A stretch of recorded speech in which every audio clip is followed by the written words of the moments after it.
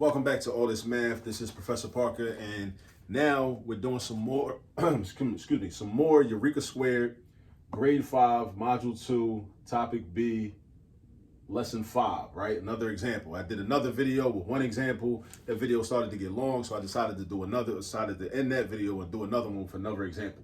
So here, what we're doing in Lesson 5 is we're adding and subtracting fractions with related units, all right, by using pictorial models. Now, first, what is a related unit?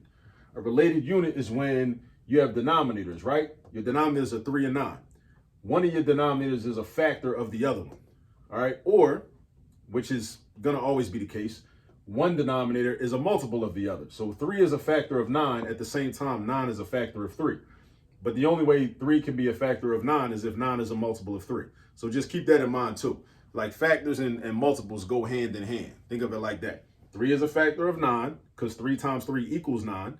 And 9 is a factor of 3 because, like I said, 3 times 3 is 9. The multiple is like the result or the product. The factor is the number that gets multiplied with another number to result in that multiple or product. All right? Make sure you understand that concept of what a factor is and what a multiple is and how to be able to identify them, and also not to confuse them. Make sure you don't confuse factors with multiples and multiples with factors. Make sure you know that. All right, now we're gonna use a pictorial model. We're using strip diagrams again. Strip diagrams are cool. We're using a strip diagram in this lesson so that we can add 2/3 and 6/9, because we can't add right now because our denominators are not the same. We got a 3 and we got a 9. We can't do nothing with that. We can't actually add or subtract until we have what are called common denominators. Common denominators. These are not common because they're not the same. Common means the same, all right?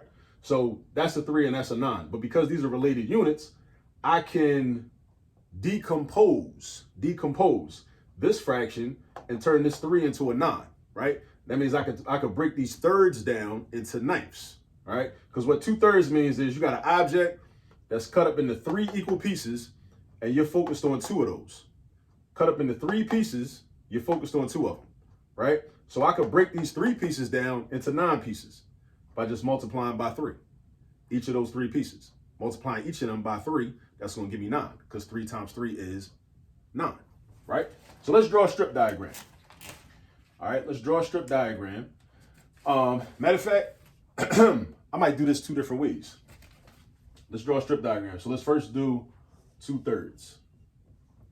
All right, so draw my rectangle. Now, when I'm doing thirds, my denominator is an odd number, so it's a little more tricky to draw. So I go to the middle, and I go a little bit over to the left, draw a vertical line. I go back to the middle, go a little bit to the right, draw a vertical line. Now I got my thirds, 1/3, 1/3, 1/3, 1/3, 1/3, 1/3, right? But I'm focused on 2 of them. I'm only focused on 2 of them. So because I'm only focused on 2 of them, I'm going to shade in 2 of them. This is 1/3. And this is 1/3, for a total of 2/3, right? This is also 1/3, but this is 1/2. I'm not shading in 3/3 because this says 2/3. 1, 2, 1/3, 1/3. 1 plus 1 is 2. 1/3 plus 1/3 is 2/3. All right. Now, I want to change this into ninths. So the way I break these thirds down into ninths is I'm going to decompose. Let me write that word down again. Decompose. Decompose. So I break these down. So each of these thirds, even this one over here, gets broken down into 3 equal parts. 1. I draw 2 lines. Now I got 1, 2, 3. Draw 2 lines. I got 1, 2, 3. Draw 2 lines. I got 1, 2, 3. Now altogether I got 9. I got 9. Count them. Let's count them to be sure. 1, 2, 3, 4, 5, 6, 7, 8, 9. All right. Now, there's something I forgot to do. I forgot to label the fact that I got 2/3, where I shaded in red. But now 2/3, that same amount of space. That same amount of space is now 6/9. How's it 6/9? Because look, how many little pieces is it? 1, 2, 3, 4, 5, 6. 6/9. 6/9. So that shows us that 6/9 and 2/3 are equivalent to each other. 2/3 and 6/9 are equivalent to each other, right? Yeah. So what it also shows is that, think about this.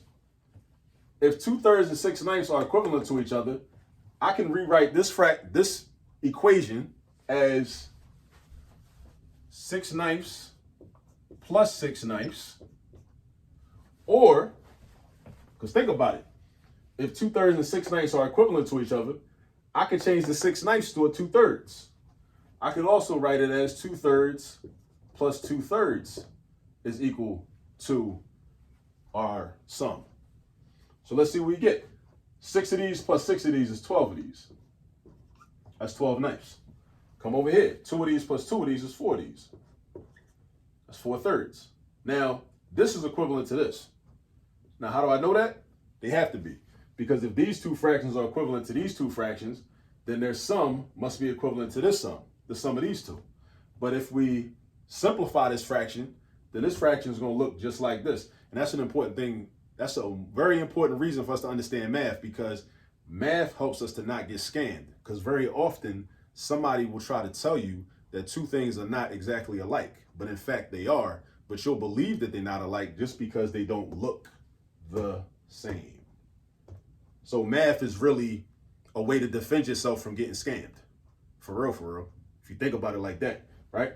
So make sure you learn math as much as possible. All right, so 12/9. How do I reduce this or simplify this? The common factor of 12 and 9 is 3. So if I divide this by 3 and divide this by 3, what's 12 divided by 3? That's 4. Make sure you know your division facts by heart. What's 9 divided by 3? That's 3. So we get 4/3. Just like over here, we had 4/3. But understand, with the pictorial diagram or the strip diagram, right? We can see with our own eyes, we can see that 2/3 is just as big as 6/9. 2/3 and 6/9 are equivalent, right? So that's important, you know? And that's another example. That's another example of using a strip diagram to add fractions together, to show what equal fractions look like. Let's do another example in this same video. We erase this.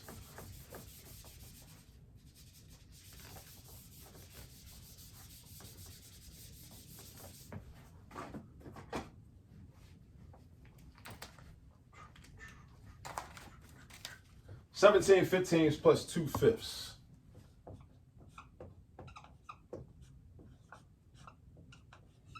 Seventeen 15ths plus 2/5. Now, first of all, let's talk about decomposition versus composition, right? In the last example, I showed you how to decompose, because we decomposed the 2/3 into 6/9, but we also could have composed the 6/9 into 2/3. When you compose, you make bigger pieces.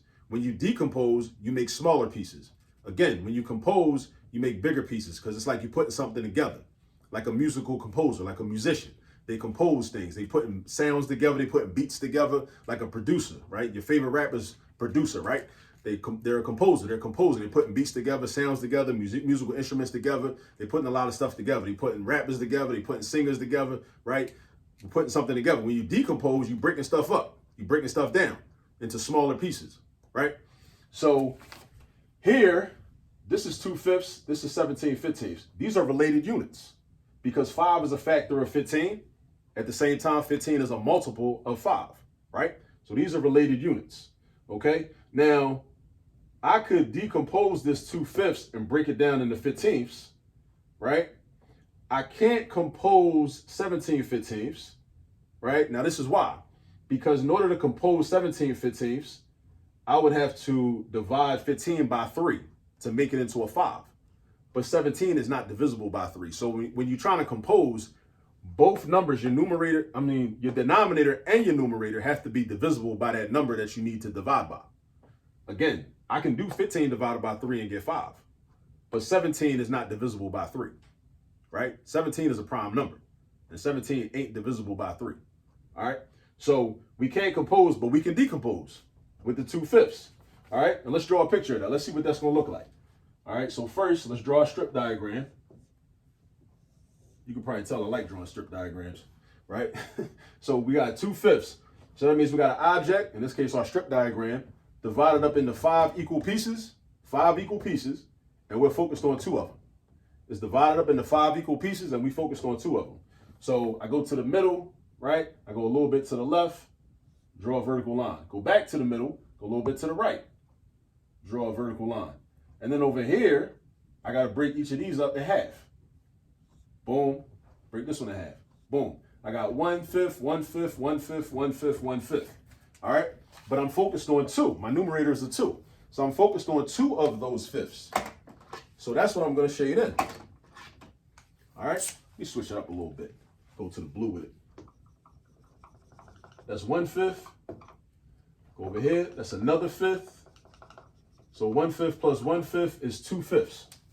All right? That's 2/5. I got 5 equal pieces. I'm focused on 2 of them.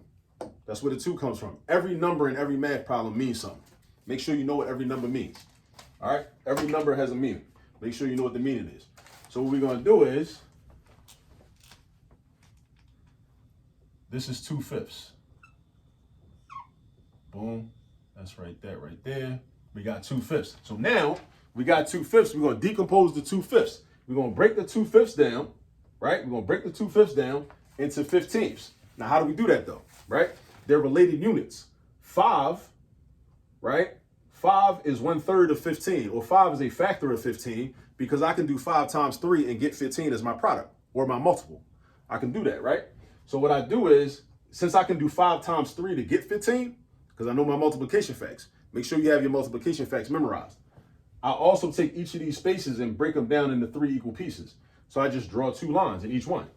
So in this 5th, I draw 1 line, I draw another line. Now I got 3. What used to be 1 is now 3. So basically this 1 multiplied into 3, it tripled. That one 5th tripled, and it's also represented as 3/15. All right, do the same thing over here. Do the same thing over here. Do the same thing over here. Do the same thing over here, right? So now I got 15 pieces. 1, 2, 3, 4, 5, 6, 7, 8, 9, 10, 11, 12, 13, 14, 15. So now, how many 15ths are colored in though? 1, 2, 3, 4, 5, 6. So that means this is 6 15ths. So that's proof that 2/5 and 6/15 have the same exact value. 2/5 and 6/15 have the same exact value.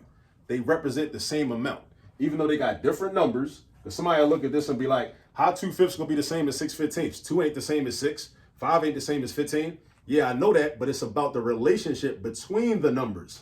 It's about the relationship between 2 and 5 and the relationship between 6 and 15. The relationships are the same. The relationships are the same. Write that down, right? That's very important. The relationships are the same. The numbers don't got to be the same. If the relationships are the same, and we see they're the same, because look, 6/15 takes up just as much space as 2/5 does. Same amount of space. You see what I'm saying? So now we can rewrite this as 17/15 plus, and instead of writing 2/5, 6/15. And we need to do that because we can't add unless our denominators are common. So 17 plus 6, we know our addition facts. So we do 17 plus 6, we get 23. So we got 23/15. And if you know how to convert the mixed numbers, you could do that. 15, one group of 15 fits into 23. So my whole number is a 1. Then what's left over, 23 minus 15 is going to give you 8. So that's going to be my numerator. And then you keep the denominator 15. So that's another way to write your answer. 1 and 8/15, right? So, but yeah, this is just a little bit from lesson 5 on adding and subtracting fractions with related units, right? Using pictorial models. So our pictorial model is our strip diagram. All right. So yeah, take this, run with it, go do a bunch of practice problems, and I'll see you on the next video. Peace.